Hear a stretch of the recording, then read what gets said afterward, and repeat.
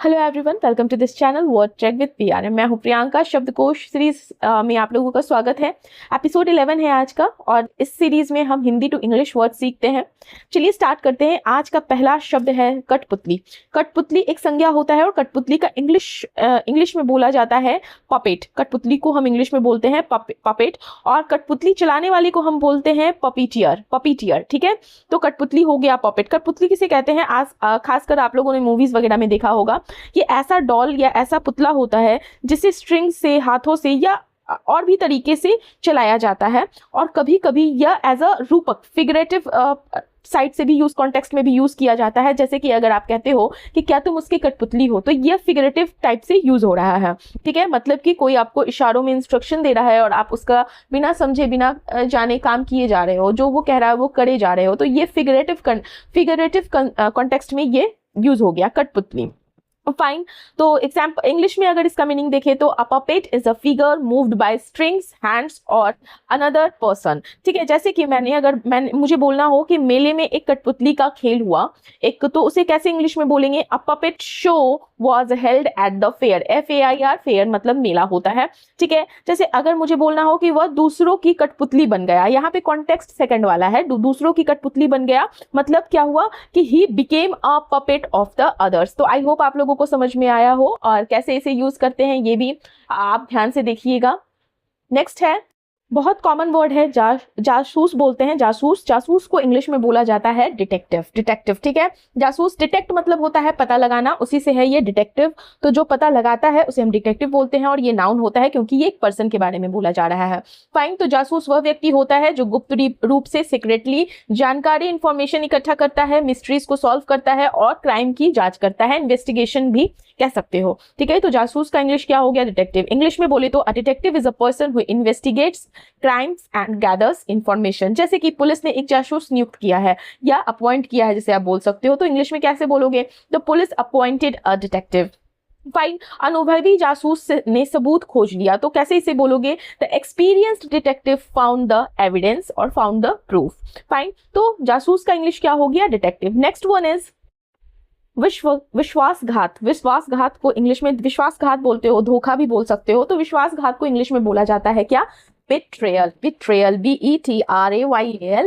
इसका स्पेलिंग याद रखिएगा, ध्यान में रखिएगा। तो बिट्रेयल क्या होता है या विश्वासघात क्या होता है? तो जब कोई व्यक्ति किसी के ट्रस्ट को तोड़कर धोखा देता है, या धोखा को इंग्लिश में डिसेप्शन बोलते हैं। ठीक है, तो जब कोई व्यक्ति किसी का भरोसा तोड़ता है, किसी को धोखा देता है या उसके खिलाफ काम करता है, तो उसे आप बोलते हो बिट्रेयल।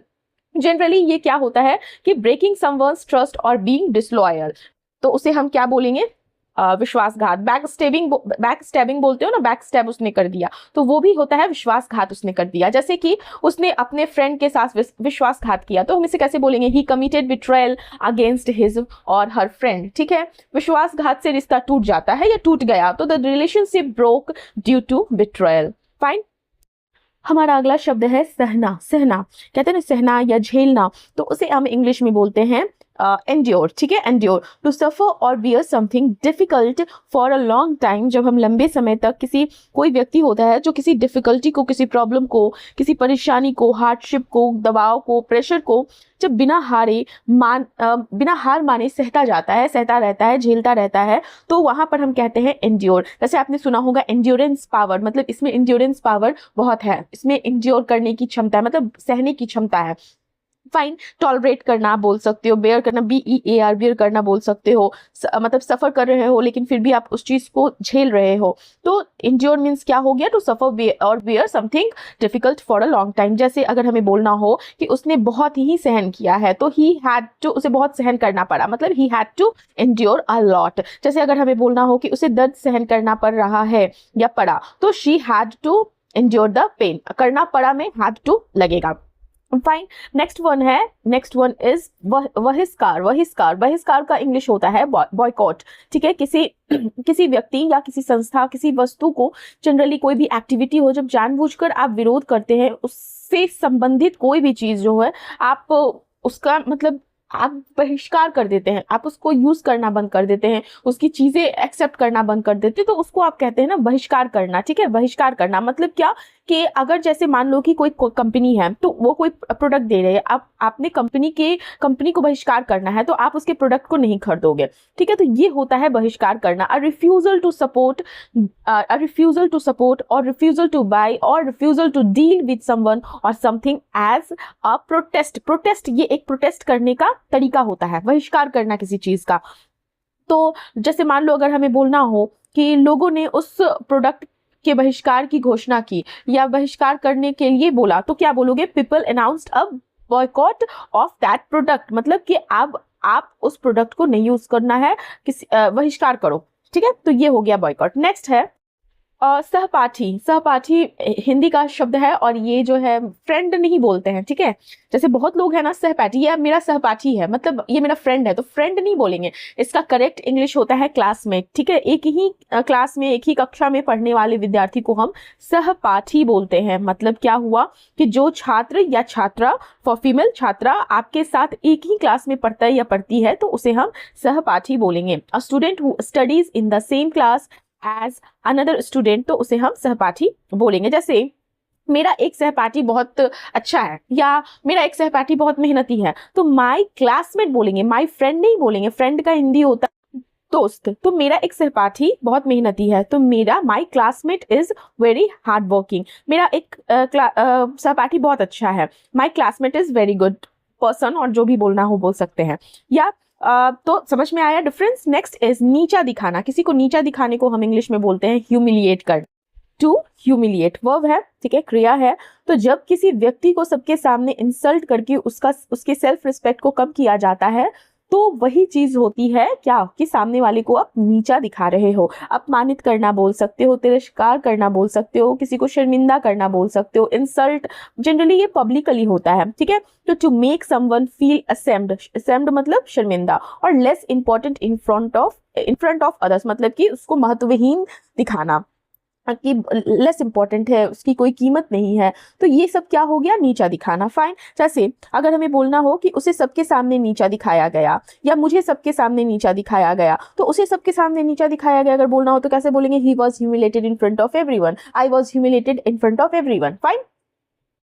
या अगर बोलना हो कि उसने अपने दोस्तों को नीचा दिखाया तो ही ह्यूमिलिएटेड हिज फ्रेंड्स। फाइन। सो अगला हमारा शब्द है शर्मिंदा करना। शर्मिंदा करना को इंग्लिश में बोलते हैं अबैश, ठीक है। ये एग्जाम में पूछा गया वर्ड है शर्मिंदा करना, अबैश। मतलब कि जब आप किसी व्यक्ति को ऐसी स्थिति में डाल देते हैं जब वह शर्म और संकोच, शर्म का इंग्लिश होता है शेम और संकोच का इंग्लिश होता है मतलब थोड़ा सा कहते हैं ना अवॉकनेस, ठीक है। तो जब आप किसी व्यक्ति को शर्म फील करवा दे, ऐसा फील करवा दे, संकोच वाला फीलिंग दे दें, तो उसे आप कहते हैं शर्मिंदा करना, अबैश करना, ठीक है। To make someone feel embarrassed और अशेम्ड, वहां पर हम अबैश बोलेंगे। फाइन। जैसे उसकी बातों ने मुझे शर्मिंदा कर दिया या तुम्हारी बातों ने मुझे शर्मिंदा कर दिया, तो योर वर्ड्स अबैस्ड मी, ऐसे हम यूज करेंगे। फाइन। जैसे मान लो हमें बोलना हो कि उसे सबके सामने शर्मिंदा किया गया, तो he or she was abused in front of everyone. तो इस तरह से हम शर्मिंदा करना, अबैश वर्ड इसके लिए यूज करेंगे। अगला शब्द है एकांत। एकांत मतलब क्या होता है? अकेलापन, जिसे आप बोलते हो, अकेले रहने की जो स्थिति होती है उसे आप एकांत बोलते हो इन हिंदी। अकेलापन या एकांतवास भी बोल सकते हो। तो स्टेट ऑफ बीइंग अलोन, तो उसे इंग्लिश में क्या बोलोगे? सॉलिट्यूड। तो जब कोई व्यक्ति सभी लोगों से दूर, जनरली पीसफुल माहौल में रहना चाहता है, अकेले समय बिताता है, तो उसे हम कहते हैं एकांत, सॉलिट्यूड। यह जनरली क्या होता है ना, अक्सर आपको शांति, पीस और आत्मचिंतन, सेल्फ रिफ्लेक्शन के लिए जनरली पर्सन, कोई भी व्यक्ति ढूंढता है एकांत वास, ठीक है। Solitude the state of being alone, often peaceful and quite. इसका जैसे मान लो अगर हमें एग्जाम्पल यूज करना है, तो मैं एकांत में रहना पसंद करती हूँ, तो क्या मैं बोलूंगी? आई प्रेफर सॉलिट्यूड, ठीक है। या मैं कुछ समय एकांत में बिताना चाहती हूँ, तो I want to spend some time in solitude. तो इस तरह से हम शब्दों का यूज करेंगे अपने वाक्यों में। नेक्स्ट अगला शब्द है उन्मूलन करना। उन्मूलन करना को इंग्लिश में हम बोलते हैं, पहले उन्मूलन करना का समझते हैं, पूरी तरह समाप्त करना। तो जब हम किसी चीज को पूरी तरह समाप्त करते हैं तो उसे आप अच्छे हिंदी में क्या बोलते हो, उन्मूलन करना, मतलब इरेडिकेट करना या अबॉलिश करना या एलिमिनेट, कंप्लीटली एलिमिनेट करना, ठीक है। तो to remove something completely so that it no longer exists, मतलब किसी चीज को पूरी तरह खत्म करना ताकि उसका कोई अस्तित्व ना बचे, कंप्लीटली रिमूव, कंप्लीटली डिस्ट्रॉयड। जैसे मान लो कि अगर हमें बोलना हो कि सरकार ने गरीबी का उन्मूलन करने के लिए योजना शुरू की, तो हम कैसे बोलेंगे कि जो गवर्नमेंट है वो उन्होंने स्टार्ट किया प्लान टू इरेडिकेट पोवर्टी। गरीबी को क्या इंग्लिश में बोलते हैं, पोवर्टी। तो the government started a plan to eradicate poverty, या अबॉलिश भी आप बोल सकते हो, ठीक है। इस बीमारी का, जैसे पोलियो है तो नहीं, स्मॉल पॉक्स है, तो इस स्मॉल पॉक्स का उन्मूलन मुश्किल था, तो it was difficult to eradicate smallpox disease. Next is, अच्छा उन व्यूअर्स से मैं बोलना चाहती हूँ कि अगर कोई व्यक्ति है, कोई व्यूअर हैं या कोई ऐसे हैं जो वो कैब पढ़ना चाहते हैं, अच्छे से समझना चाहते हैं और उनके माइंड में कोई अलग तरह से कॉन्सेप्ट है, कोई इस तरह से अगर पढ़ाया जाता, ये स्ट्रक्चर होता तो और अच्छा रहता, तो आप अपने ओपिनियन, अपनी पर्सपेक्टिव मुझे जरूर कमेंट बॉक्स में कमेंट कीजिए, ठीक है। चलिए, हमारा अगला शब्द है घृणित या अत्यंत नापसंद। घृणित या अत्यंत नापसंद को इंग्लिश में हम बोलते हैं अबहॉरेंट। अबहॉरेंट, ABHORRENT, ये भी एग्जाम रिलेटेड वर्ड है। अबहॉरेंट, अबहॉर मतलब क्या होता है, ABHOR, अबहॉर मतलब होता है घृणा करना। तो जब कोई चीज इतनी बुरी या इतनी गलत हो कि उससे मतलब बहुत ज्यादा नफरत, कहते हैं ना गहरी नफरत, या बहुत ज्यादा घृणा हो जाए या बहुत ज्यादा स्ट्रॉन्ग डिसलाइक, तो उसे हम अबहॉरेंट बोलेंगे, ठीक है। जैसे something that is extremely unpleasant, तो दैट इज अबॉरेंट। नेक्स्ट इज घिसने का सामान। देखिए, घिसने का सामान जो शब्द है ना, ये एग्जाम में पूछा गया है, घिसने का सामान करके नहीं। इसका इंग्लिश से जैसे अब्रेसिव का मतलब क्या होता है, तो अब्रेसिव मतलब घिसने का सामान को हम अब्रेसिव बोलते हैं। अब कॉन्टेक्स्ट इसका समझते हैं, ठीक है। अब ये घिसने वाला चीज जो है ना, ग्राइंडिंग मटेरियल से मतलब होता है। ये ऐसा पदार्थ होता है जो किसी चीज की सतह को, किसी चीज की सरफेस को चमकाने, पॉलिशिंग या साफ करने के लिए इस्तेमाल किया जाता है, ठीक है। मतलब कहते हैं ना कि घिस कर चमकाना, साफ करना। तो जनरली ये ना, जैसे मान लो कि मैं आपको एग्जांपल देती हूँ। पहले तो इसका इंग्लिश मीनिंग समझते हैं। Material used for rubbing, grinding और पॉलिशिंग सरफेसेस, ठीक है। तो उसे हम क्या कहेंगे, एब्रेसिव। जैसे मान लो हमें बोलना हो कि इस मशीन में जो मटेरियल है को घिसने का सामान इस्तेमाल होता है, तो this machine uses an abrasive for grinding material. मतलब ये जो मशीन है घिसने के लिए यूज किया जाता है सरफेस को। या जूते बनाने में घिसने का सामान काम आता है, तो abrasives are used in making shoes. तो इस तरह से भी आप यूज कर सकते हो। हमारा अगला शब्द है आदिवासी। आदिवासी, आदिवासी को इंग्लिश में बोला जाता है एब ओरिजिनल, मूल निवासी भी आप उसे बोल सकते हो। तो एब ओरिजिनल शब्द का जो यूज है उन लोगों के लिए जनरली होता है जो किसी देश, किसी एरिया, किसी क्षेत्र के सबसे पहले फर्स्ट इनहेबिटेंट्स होते हैं, ठीक है, पहले निवासी, जो मतलब उनसे स्टार्ट हुआ है। तो यह जो वर्ड है, यह शब्द जो है अक्सर आज इंडिजिनस पीपल, आपने सुना होगा, इंडिजिनस पीपल का भी वही अर्थ होता है जो तुम स्टार्टिंग के हो, ठीक है। तो लेकिन जो जनरली ना, ये किसी भी क्षेत्र के, किसी भी एरिया के जो मूल निवासी हैं उनके लिए आप एब ओरिजिनल यूज करोगे। आदिवासी या मूल निवासी भी आप बोलोगे। तो original inhabitants of a place specially before colonization और लेटर सेटलर्स। कॉलोनाइजेशन जो ब्रिटिशर्स ने किया था, ठीक है। तो क्या हुआ इसका मतलब कि जो मूल निवासी हो उस स्थान के। आदिवासी, प्राचीन निवासी। मान लो मैं जैसे बोलना है कि सरकार ने या कोई ऑर्गेनाइजेशन, किसी ऑर्गेनाइजेशन की बात करते, तो इस ऑर्गेनाइजेशन ने आदिवासी अधिकारों की रक्षा की, तो हम कैसे बोलेंगे, दिस ऑर्गेनाइजेशन प्रोटेक्टेड एब ओरिजिनल राइट्स। तो इस तरह से हम शब्द का यूज करेंगे।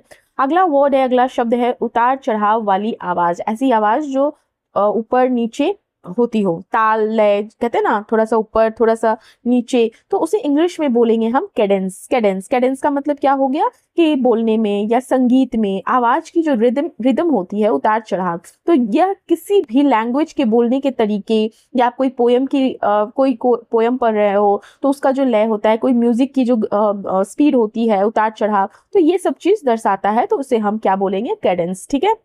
लय, ताल, आवाज का उतार चढ़ाव, रिदम बोलते हो आप। तो the rise and fall of voice or rhythm in speech, in music or in movement.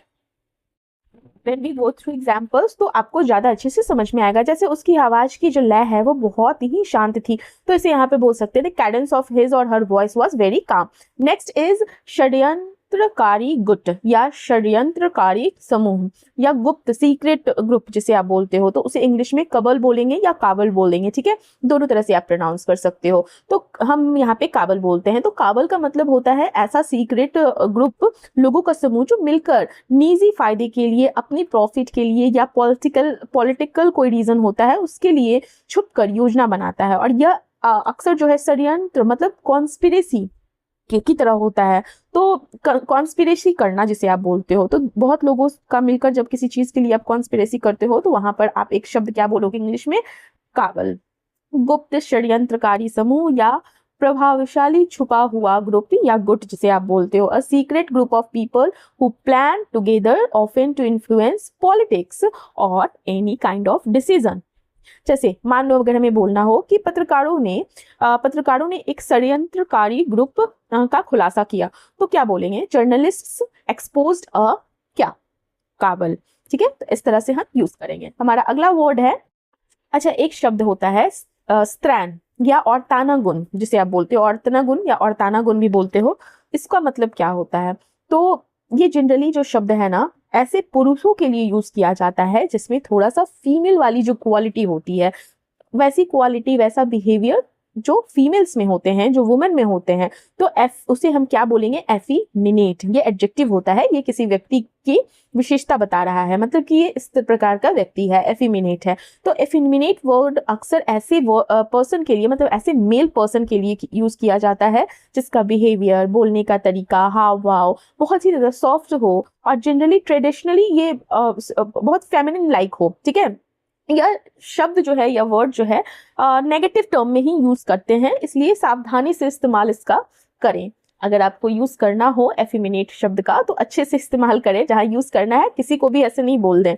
तो a man who shows behaviour और मैनरिज्म्स कंसीडर्ड ट्रेडिशनली फेमिनिन, जैसे हाथ इस तरह से ऐसे करके बात करना, या वो लड़कियों की तरह लड़की या औरत जैसे बात करती है तो उसी तरह का बिहेवियर, उसी तरह के हाव भाव, उसी तरह की बोलचाल अगर किसी पुरुष के थ्रू आप सुनते हो तो वहां पर आप क्या बोलोगे? एफिमिनेट। जैसे कि अगर हम एग्जाम्पल बोलना हो, उसका व्यवहार जो है, उसका बिहेवियर जो है कुछ लोगों को और ताना लगा, तो हम कैसे बोलेंगे? His behaviour seemed effeminate to some people. ध्यान दीजिएगा, ये सिर्फ पुरुष के लिए ये शब्द का प्रयोग किया जाता है। हमारा अगला शब्द है बेमेल। बेमेल सा है ये, मतलब क्या हुआ? मिसमैच, इनकम्पैटिबल जिसे आप बोलते हो। बेमेल का मतलब क्या होता है कि जब दो चीजों का आपस में मेल ना हो या मेल ना खाता हो, नॉट मैचिंग। कोई रिलेशन के लिए आप बोल सकते हो, जैसे जोड़ी के लिए आप बोल सकते हो। तो ये सब जब कोई जोड़ी या कोई रिलेशन सही से फिट ना हो, या कपड़े के लिए बोल सकते हो, विचार के लिए बोल सकते हो, रिश्ते हो कोई किसी भी तुलना में, ये जनरली आप इस्तेमाल कर सकते हो। मिसमैच है, इनकम्पैटिबल है। जैसे एक मैं सिंपल सा एग्जांपल देती हूँ। एक व्यक्ति है जो बहुत ही अच्छा दिख रहा हो, बहुत ही साफ सुथरे कपड़े में हो, बहुत ही स्टनिंग दिख रहा हो, और लेकिन जब वो मुंह खोलता हो तो उसकी जो भाषा है वो बहुत ही गलत हो, मतलब अच्छा नहीं हो। तो अब कैसे बोलेंगे कि इसकी जो नॉलेज है, इसकी जो लैंग्वेज, इसकी जो कम्युनिकेशन स्किल है वो बहुत ही बेमेल है इसके आउटफिट से या इसके बाहर की दिखने वाली पर्सनैलिटी से। तो आप इस तरह से यूज कर सकते हो असंगत, मेल न खाने वाला, mismatch, something that does not match or does not go well together. Simple way में आप इस तरह से याद रख सकते हो। हमारा अगला शब्द है घटिया। घटिया को इंग्लिश में बोला जाता है इनफेरियर। इनफेरियर एडजेक्टिव होता है, घटिया भी विशेषण है, किसी चीज के निम्न स्तर को दिखाता है, कम गुणवत्ता वाला जो है घटिया माल है। ठीक है, तो जब किसी व्यक्ति के लिए भी ये बात बोला जा सकता है, किसी वस्तु के लिए भी ये बोला जा सकता है, किसी क्वालिटी को भी डिफाइन कर सकता है, किसी के स्टैंडर्ड को भी डिफाइन कर सकता है। तो जब हम घटिया बोलते हो तो इसका मतलब है कि वो इंफेरियर है, लो ग्रेड है, पुअर क्वालिटी है, स्टैंडर्ड है, मीन है। ठीक है, पर्सन के लिए मीन है। तो जैसे अगर हमें बोलना हो, जैसे पहले इंग्लिश में मीनिंग समझते हैं, something that is lower in quality और स्टैंडर्ड, तो उसे हम क्या बोलेंगे? घटिया है, इंफेरियर है। जैसे यह घटिया प्रोडक्ट जल्दी खराब हो गया, मतलब क्या? This inferior product got damaged quickly. अगर हमें बोलना हो कि परीक्षा में, एग्जाम में घटिया प्रदर्शन से वह निराश हुआ, मतलब कि उसने अच्छा प्रदर्शन नहीं किया, अच्छे से अच्छा एग्जाम उसका नहीं गया, तो यहाँ पर भी हम यूज कर सकते हैं कि he or she was disappointed by his inferior performance in the exam। अगला शब्द है हमारा मनोहर। मनोहर, मनोहर कहानियां है ना। तो मनोहर जो वो शब्द है उसका आप इंग्लिश अगर समझें तो इंग्लिश में आप चार्मिंग बोल सकते हो या प्लीजिंग भी बोल सकते हो। मन को हरने वाला, जो चीज देखने में सुंदर लगे, मन को अच्छा लगे, अच्छा महसूस कराए, आपके मन को अच्छा महसूस कराए, उसे हम मनोहर कहते हैं। आपने सुना होगा कि उसका व्यक्तित्व बहुत ही मनोहर है, मतलब कि उसकी चार्मिंग पर्सनालिटी है, उसकी प्लीजिंग पर्सनालिटी है, ठीक है, डिलाइटफुल है, अट्रैक्टिव है। तो ये सारे मनोहर को आप इस तरह से बोल सकते हो, something that is very beautiful and pleasant to say. जैसे मान लो अगर हमें बोलना हो कि जो गार्डन है वो बहुत मनोहर है, देखने में बहुत अच्छा है, तो गार्डन इज वेरी चार्मिंग, ठीक है। उसका चेहरा बहुत मनोहर है, हिज फेस या her face is very charming, वह दृश्य बहुत मनोहर है, this scene is very charming या that scene is very charming. तो हम इस तरह से यूज करेंगे, ठीक है। प्लेस, वो जगह बहुत मनोहर है, मतलब that place is very charming. हमारा अगला शब्द है संपीड़ित। संपीड़ित, संपीड़ित को इंग्लिश में बोला जाता है कंप्रेस्ड, या दबाया हुआ या कसा हुआ, ठीक है, कंप्रेस्ड। ये जनरली विशेषण है ये शब्द, तो मतलब किसी चीज की विशेषता बता रहा है। कंप्रेस, कंप्रेस सुना होगा ना, दबा हुआ चीज जो है कॉम्पैक्ट फॉर्म में हो। तो जब किसी चीज को दबाकर उसका आकार जब आप छोटा कर देते हो या बहुत ही ज्यादा घनत्व वाला बना देते हो, डेंस बना दिया जाता है किसी चीज को, उस चीज को, तो उसे हम कहते हैं संपीड़ित।